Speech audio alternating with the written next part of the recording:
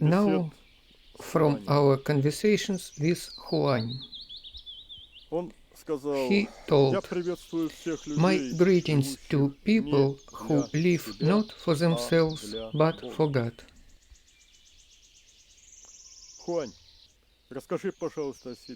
Huang, tell us please about yourself. Let me first tell you who a true Taoist is. A Taoist is he who has cognized calm. His developed mind stays silent. He is immersed in contemplation and creation of the fathomless quietness in which Tao abides. A Taoist is firmly connected with Tao by the ties of love. The path of a Taoist is the path of calm and bliss. The love of a Taoist is steadfast. The faith of a Taoist is unswerving. A Taoist feels great tenderness for all the creation created by Tao. A Taoist never harms living beings without necessity, never disturbs calm of any creature. Tao fills the heart of a perfect Taoist, and a perfect Taoist lives in the abode of Tao. A Taoist lives radiating bliss to all the living. A perfect Taoist becomes Tao. And now I want to tell you about the methods that were taught in the school which I finished in one of my incarnations. The entire course of learning was subdivided into 3 main stages. The initial stage, the stage of thorough treatment of all the energy structures of the body, and the stage of transformation of oneself as a consciousness. The latter stage was also called birth of the new body. The initial stage of the school was open to everyone. Anyone who had a sincere desire to change oneself could be accepted. This stage included the methods of initial cleansing of the body. Beginner students were taught to enter the subtle states of the consciousness. This allowed them for the first time to cognize the non-material light inside the body. They were taught to merge with this light and to wash the body with it. This helped in particular to heal the body. Most of the students were quite satisfied with such an initial level of knowledge and didn't ask for more. But there were those aspiring for more, those who wanted to receive the knowledge about further possibilities of self-development. Such seekers were gladly accepted to the school, but the requirements for entering the next level of learning were quite strict. Only those were admitted to whom this path could really become the main purpose in life. Those who could sacrifice all the rest and dedicate themselves only to this goal.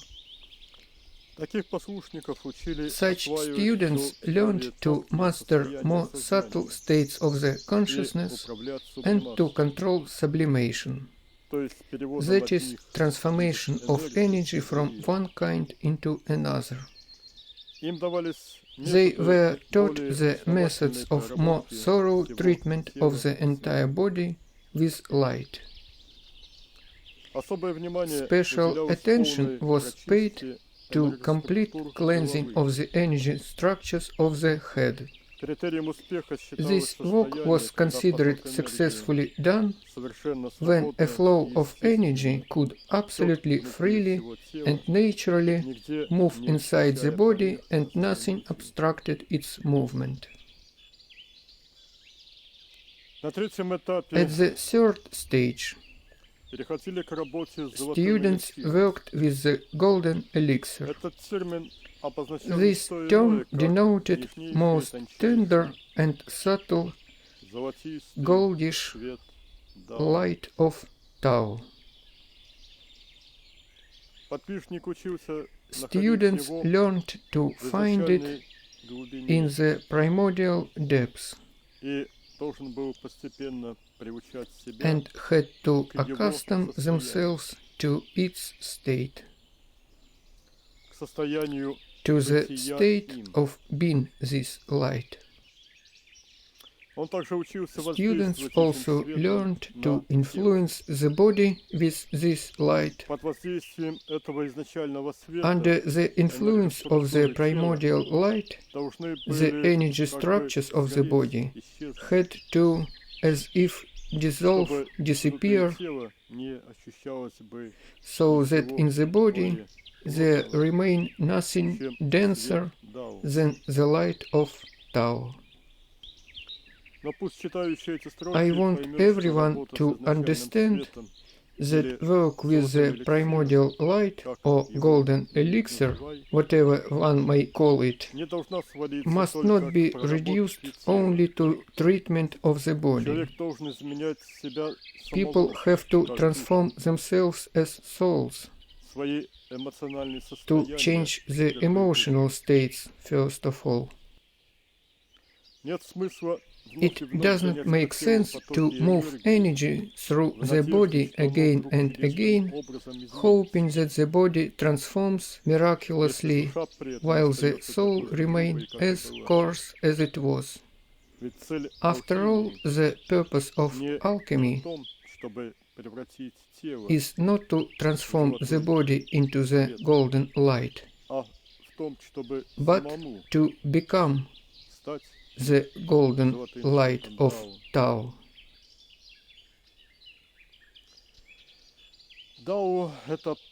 Tao is calm. Tao is bliss. Immortality means mergence with Tao. Centuries-old traditions live in China. They may become slightly forgotten, but again come to the earth those who restore the teachings about the path and about the highest beingness. We asked, could you tell us more about yourself, Huang? He answered, when I came to my last earthly life, I had no unrealized desires of the soul that would require immersion into the worldly affairs.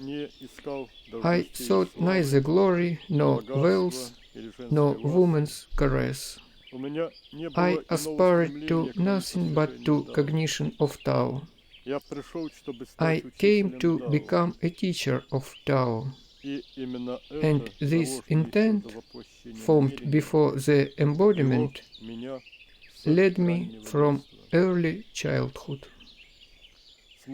From childhood I lived in a small monastery where there was true spiritual knowledge. A little boy, I was initiated into the life of the spirit. My freedom was not limited. I explored the world around me by climbing the mountains, observing the plants and other living beings. The meditations of adults became the first lessons of inner quietness for me. I cognized calm through the silence of the mind, immersed into the heavenly heart, that is, the spiritual heart. These were the first meditations I learned. The stories of my tutors about the immortal ones were my main food for thought. The tutors wisely included in these stories history and ethics, psychology and truth about God. When I grew up a bit, the chakras and meridians, the organs of the body and its structure became the object of my study. I possessed clairvoyance developed in the past incarnations and easily mastered working with the energies of the body. The energies moved inside my body as flow of goldish light.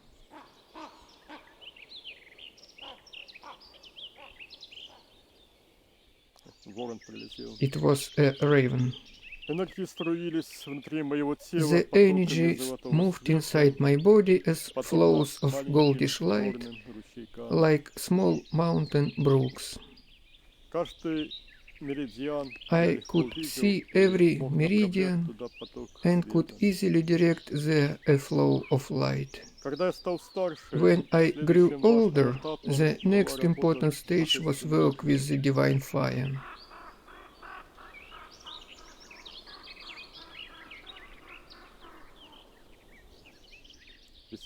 Spring relationships between birds.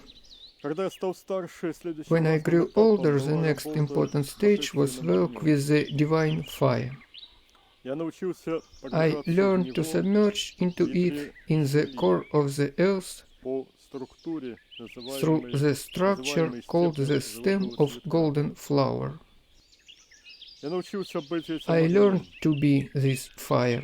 The entire treatment of the body up to its smallest meridians was done by me again, on this new level of subtlety. I could radiate now the divine fire from my eyes, or could easily move it through the meridians of my arms with the purpose of healing someone. I could easily see in the bodies of other people diseased parts and contaminated meridians that did not let the energy pass. And I could wash dark energies away or could burn them with a flow of fire. I was allowed to help the poor coming to the monastery. It became for me the first important lessons on psychology, the ability to discern people. After all, healing of the body without transformation of the soul cannot give a stable positive result. On the contrary, it can only burden the destiny of the healed person and of the healer as well. Then I crystallized a giant spiritual body. In such a manifestation, I met you for the first time at this place of power of mine and helped you then to cleanse your bodies. The next stage was a stage of mergence with Tao. I had to master the great non-I. I had to learn to retain this state not just for several minutes or hours. I had to become it. It was non-doing from the I. It was non-thinking from the I. It was total reciprocity in the abode of Tao. It was cognition of the highest, of the original source, of the ocean of Tao. The great non-I was now the ocean of Tao in the primordial depths and in every part of my body. I learned to be the ocean of Tao, which fills from within everything, everything that has a form and everything formless. This state became total. The bliss of the subtlest one was in everything, and there was no former me. Everything that has submerged into the ocean becomes filled with it, like a jug submerged into water. I want to give you this state of great non-I, connected with the physical body. It is the state when all parts of the body are purified from the I, immersed into the ocean of Tao, and filled with its great calm. If one lives so, then the next step is easy. One needs just to perceive this great non-I as the only existing I of Tao. In order to realize this, one must grow a giant immortal body.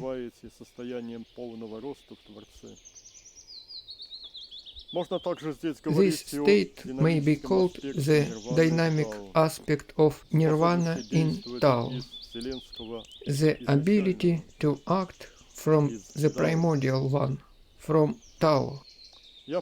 I cognized this and became a master of Tao. We asked, Huan, did you have many disciples? No, not many. Tens, not hundreds. I taught those who were near me, and those few brought to me by God. You know one of them. His name is Han. I also left teachings to people and later helped many from my non-incarnate state. I am happy also that I helped you. I love you all. You are my spring.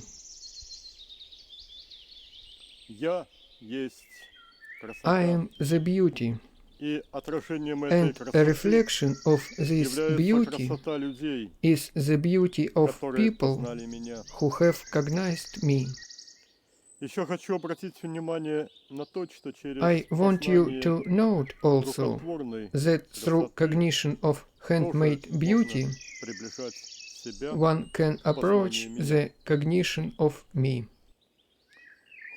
Huan began to show tea houses, trails in gardens where a brook murmurs and lotuses bloom. This handmade beauty immerses one into calm, and through calm into me. I want it be so throughout the earth, so that dissolving calm immerse people into me. We asked, and what about the beauty of nature? He answered, not everyone can admire it. Some people living in cities virtually never go outside them. They can know a little of the beauty of Tao through handmade beauty. And note, the beauty of souls is the highest handmade beauty.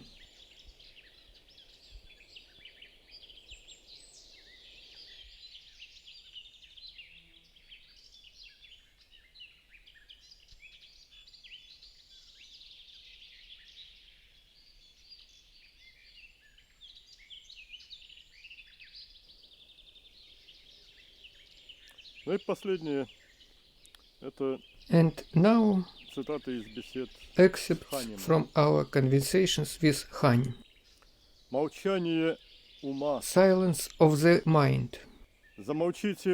Become silent all whose minds are developed.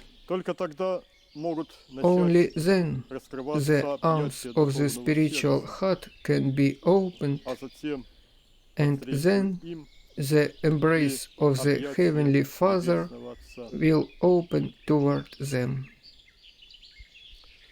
With the arms of love, embrace all the living in the creation, and then Tao also.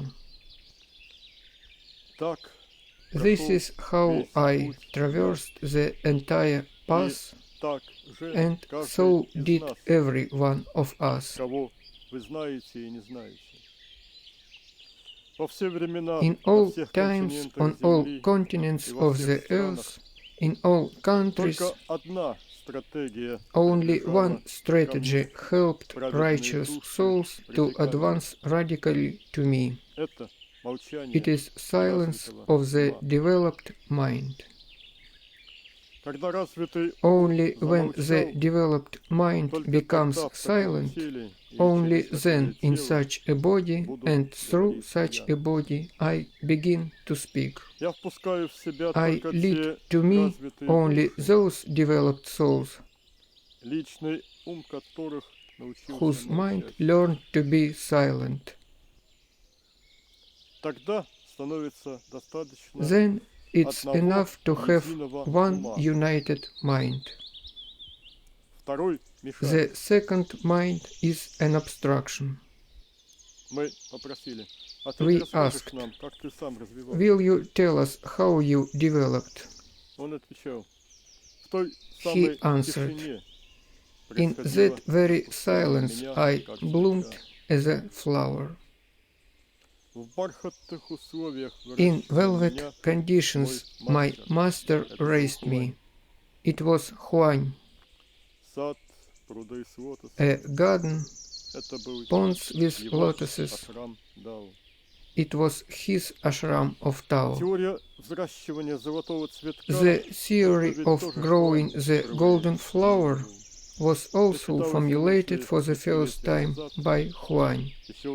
You read these thoughts many years ago. The title was Mystery of the Golden Flower. Unfortunately, these ideas came to you in the form perverted by the translators. The essence of this treatise is the following. The corolla of the golden flower is the developed anahata. Its stem is that part which goes into the abode of Tao. The golden flower grows with its roots into Tao. The bulb, like that of tulip, is formed in Tao. Into this bulb one has to move with the anahata with arms. And then, as you know already, an individual bulb merges with the bulbs of all those who are there. Actually, there is one united bulb there. It is infinite in space and time. It is Tao.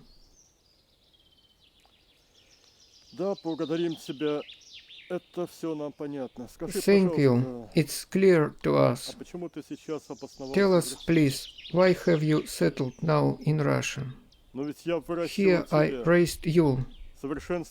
You cognized perfection thanks to me in particular, thanks to us all. Thank you, dear Хань, but please don't consider this work ended. Tell us, please, something of your past that can be valuable for incarnated people. For example, how you learned from Huань. He said, I sought an immortal master of Tao who would show me the way. I saw many. All they told me that they knew the truth, that their methods could help one to achieve the immortality, yet I didn't trust their competence and went further. Once I stayed to rest near a brook. Nearby there was a monastery whereto I was going. A man approached me and asked a permission to sit nearby.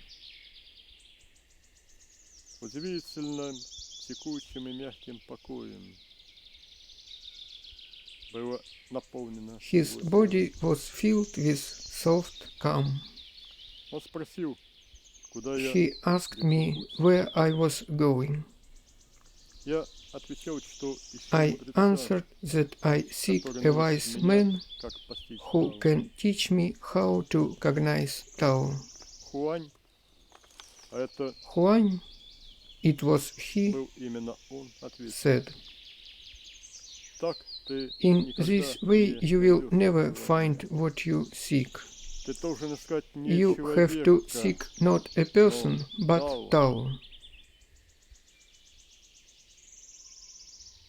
Then Tao will be your guide and will bring you to the goal. Thank you for wise advice, I replied. Tell me then, in what direction should I go? Huang answered, you have to go not farther but deeper. Tao is the subtlest. It is in the depths beneath everything. It is everywhere. When you master the silence of the mind, then you will see the path which can be cognized only by the heart. I understood then that I didn't know where to go, so I became a disciple of Huang.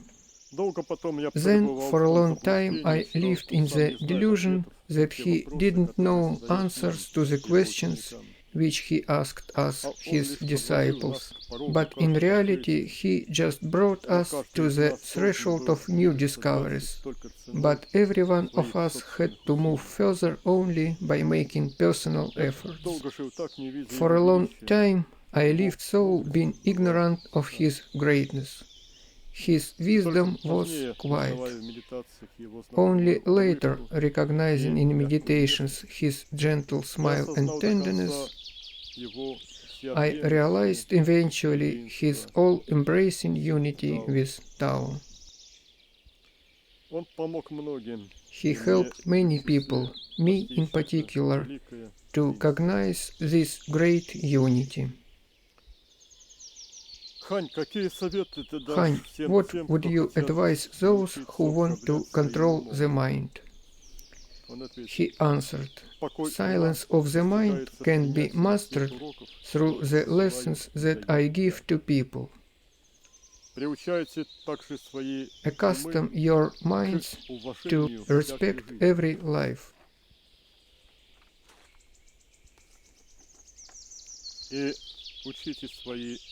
Teach your minds to be grateful. The grateful mind is lowly and obedient. In the grateful mind, the seeds of pride can never grow. A grateful person never becomes haughty. Enormous is the work and infinite is the patience of the ocean of Tao in raising souls. Immeasurable is the power of Tao's love, which feeds every life.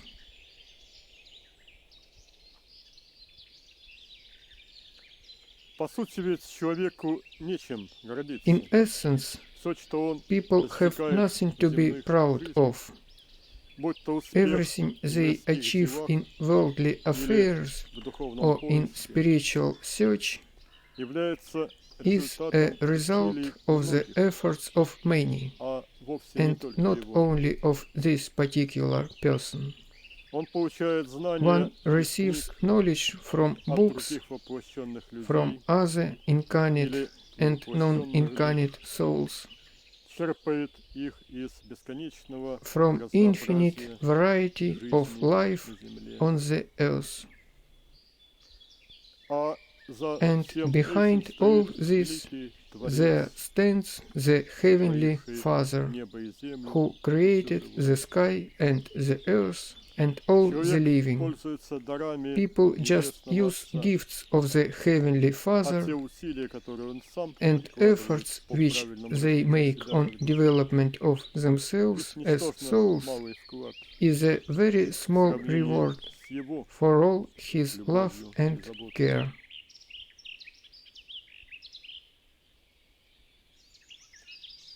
The greatest event in the universe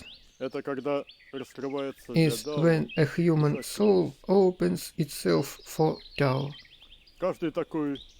Such a soul flower is an invaluable treasure for me.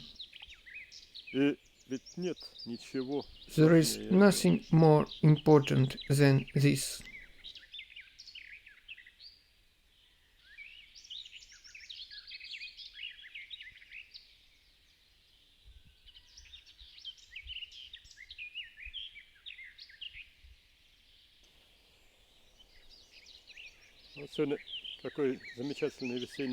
It's a very nice day today.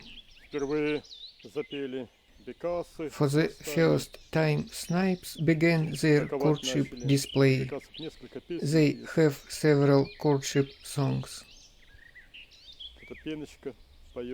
And this is the song of Chivchav. It has somewhat sad notes when the Chivchav has no one to sing with.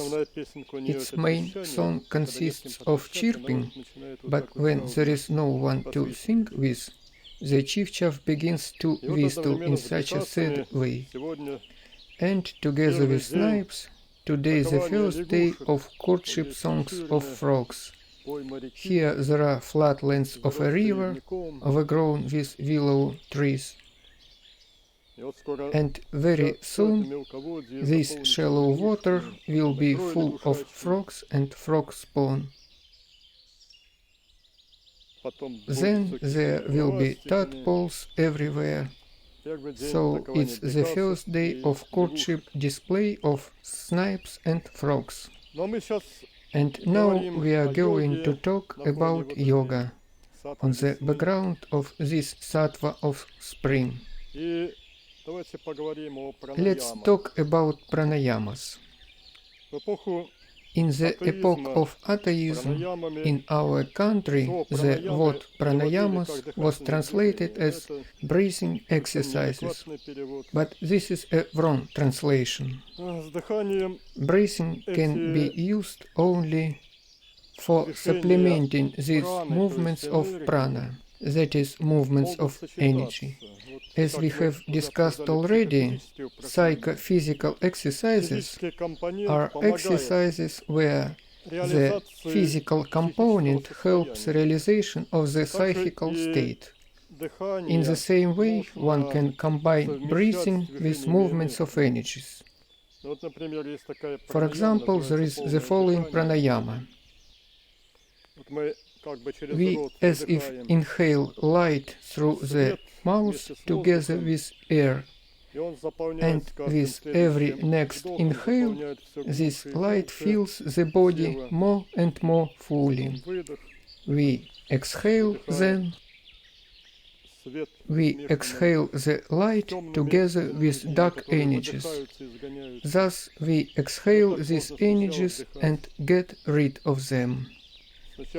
In such a way, one can first inhale light air into the lungs,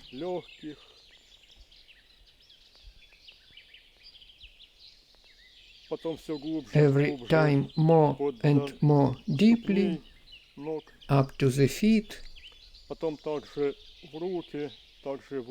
into the arms, into the head. All the body can become filled with light, which we as if inhale.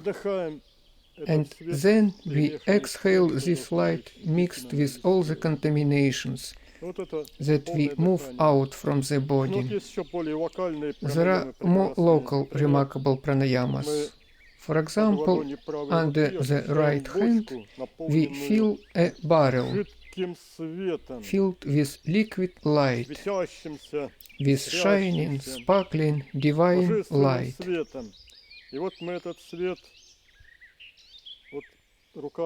The arm is a hose and the lungs are a pump. We inhale through this arm hose the light from the barrel and then exhale it through another arm. One can repeat: inhale, exhale, inhale, exhale. We can put one leg into a similar barrel. We inhale the light through the leg and exhale it through another leg. Or we can inhale the light through the right arm and exhale it through the left leg. Then we change the barrel. We put a fresh barrel under this hand. The content of the old barrel we flush into the fire so that all dark energies burn out. And we do it again in another direction. These are remarkable pranayamas. If one masters them, it will be very easy to heal the diseases of the inner organs up to the lungs, to the heart, to the liver. Also get rid of the problems with the head, with the help of these breathing movements, movements of light, not air. We work with light energies. We fill with light the head and exhale it through the arms and the legs. One can invent many variations here. So a half an hour of work with these pranayamas every morning can have a very significant effect. Let me stress that one should do these exercises while one has strength. It's more difficult to do them in the evening because the organism has less strength. In the morning, after the night rest, we have more strength and can do these exercises more efficiently. There are other remarkable exercises of the same kind. They are also pranayamas, but without breathing movements. They too were invented in China. What is the essence of all this? Of these exercises with barrels and other exercises that I am going to show you now. The essence is that our images are also energies. So these energies, which we concentrate in the form of images, for example, in the form of light, these energies influence other energies. With these energies, which we concentrate in space, we can purify our organisms from other harmful energies. For example, we take an image of a small sun in one hand. This sun begins to melt in the hand, and its light flows through the arm, through the Anahata chakra, and comes to another hand.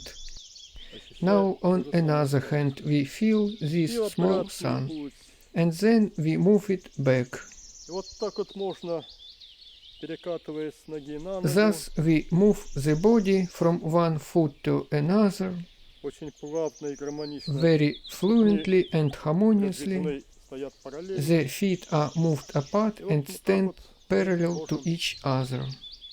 In this way we can cleanse the arms, the anahata also, because the anahata is located between the arms. In this way we learn to make the arms co-essential to the spiritual heart.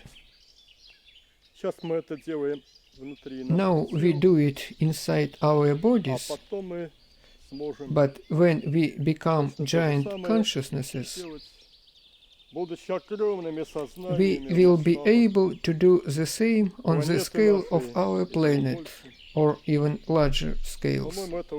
I think this is a very good prospect, because in such a way we can grow to real cognition of God, grow to interaction with Him, to the ability to see and feel Him, to embrace Him and merge with Him. After all, one has to start with something. One cannot achieve it at once.